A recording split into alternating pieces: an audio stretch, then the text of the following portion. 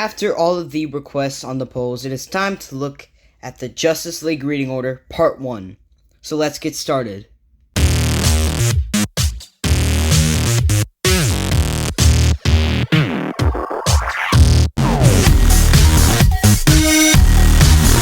Hello everyone and welcome back to Geek City. Now, before I begin, I just want to mention I am going to try my best to just look at the main series Justice League books.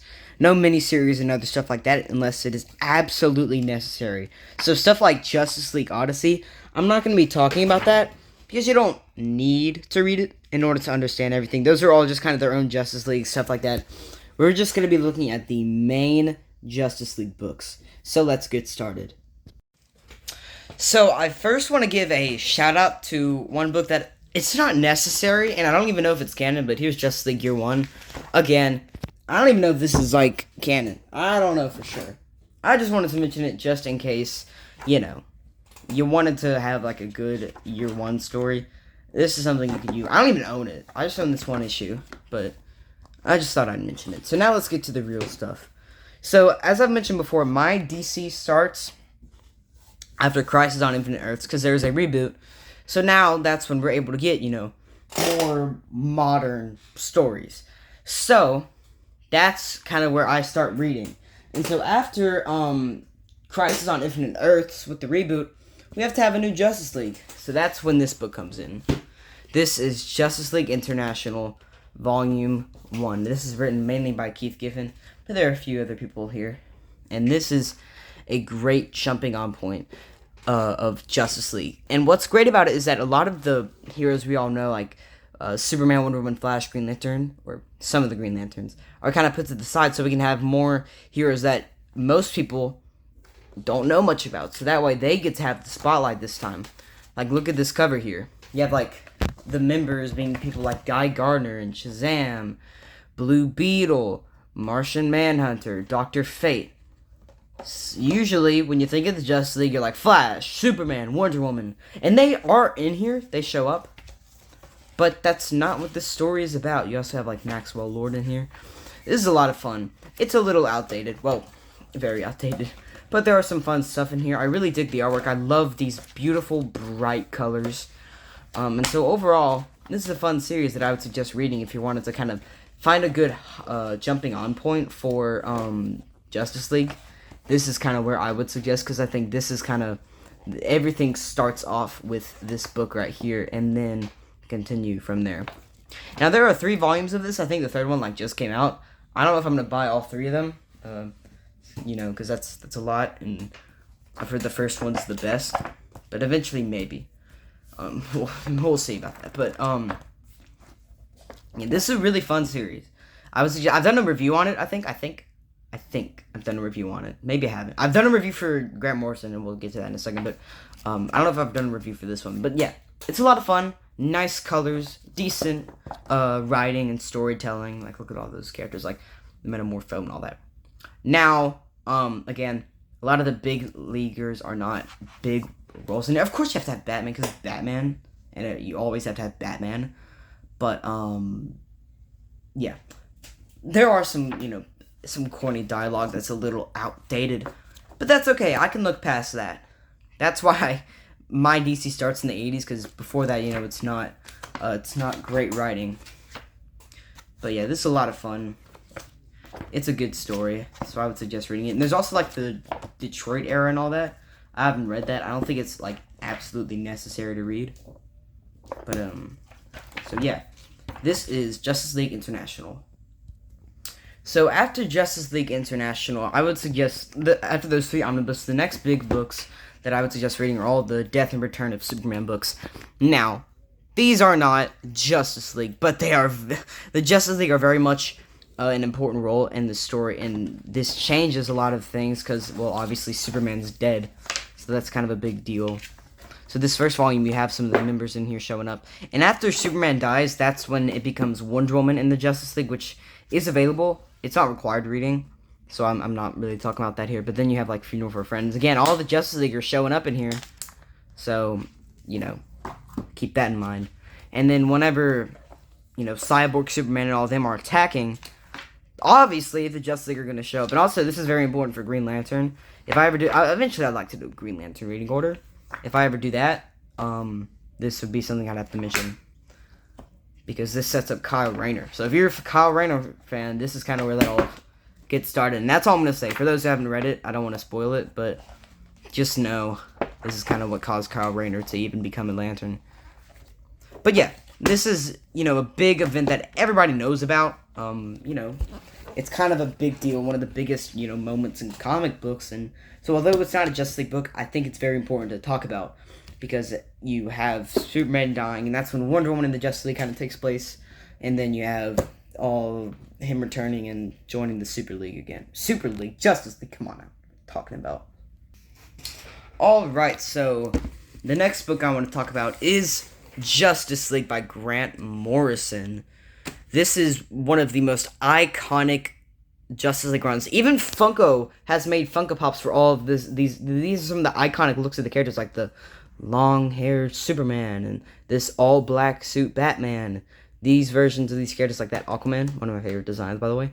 This is an iconic series. This is another great jumping on point. Now, what did I think about it? Thought it was good. It was good. I think it's alright. It's not bad. Okay. This is a hot take of mine. I've done a review of it if you want me to go a little more in depth in there. But I think it's good. I like a lot of the colors and the artwork. It feels like I'm reading like a big blockbuster movie. It feels like I'm watching a movie almost. And there are a lot of good stories in here. But just overall, I found myself kind of bored. I don't know. I love Grant Morrison, but this is personally not one of my favorites. Even though most people say this is one of his best stories. That's just my opinion. Don't come after me. Now, there are some great stories. There's a story called Earth 2. That kind of introduced, like, the crime syndicate and all that. They very much are a big part in here. It has Frank Quitely and artwork. Frank Quitely has worked with Grant Morrison a lot. I wonder if they're, like, a big, friends. But, this is, I would argue, still a great jumping on point. If you want to get into Justice League, and Justice League International is too corny for you, read this. Maybe you will love it. I just didn't. That's just my opinion. Maybe you will really like it. Because I seem to be the only one that doesn't love this book. I still like it. I don't think it's bad. It's just, if I'm going to read Justice League book, I'm not going to read this one. There are other ones I would read. This is a huge one, too. So, yeah. I also want to mention that there are a lot of issues of Justice League that are not collected in this omnibus. So this is missing a few issues. So you might be wondering, where can I read all that? Well, I'm about to show you. In the Justice League Tower of Babel omnibus, that collects a ton of the issues that aren't written by Grant Morrison. So it has issues 18 and 21, 32 through 33, 43 through 46, and 2 stories from JLA Secret Files, issue 3.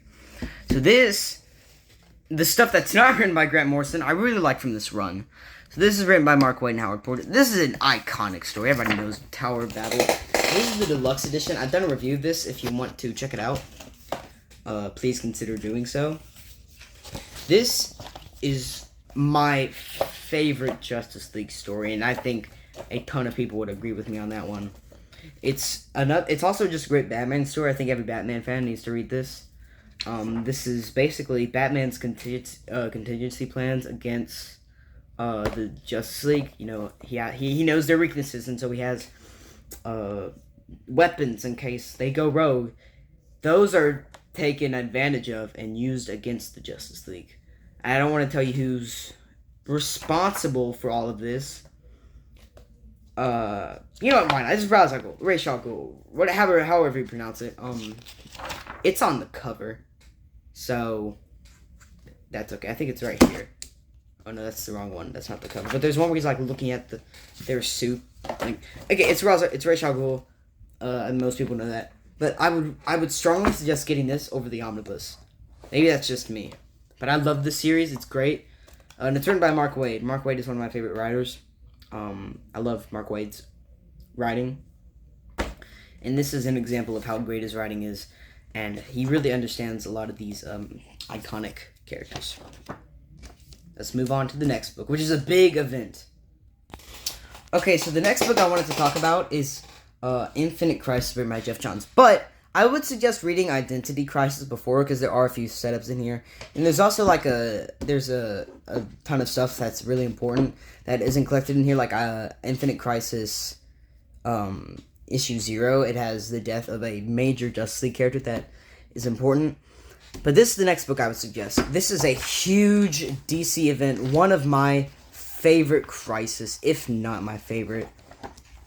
This is such a good story.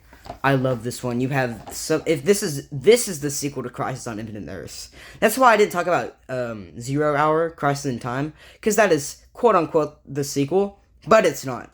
This is the proper sequel to Crisis on Infinite Earths. You have characters from Crisis on Infinite Earths coming back into this story, and it's so good.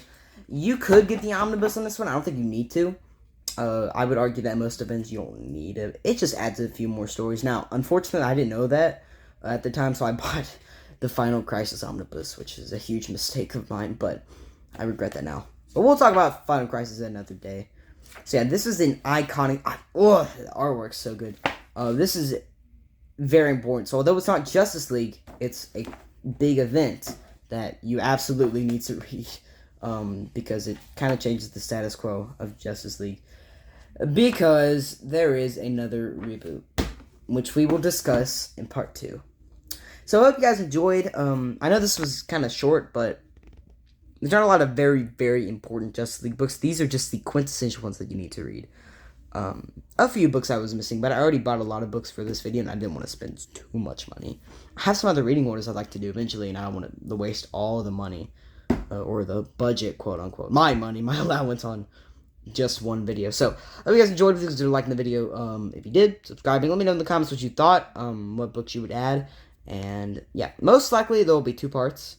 So part 2 will cover like Final Crisis, New 52, Rebirth, all that stuff. So yeah, I hope you guys enjoyed. Turn on notifications, like the video, subscribe, comment, all that stuff. And as always, stay geeky.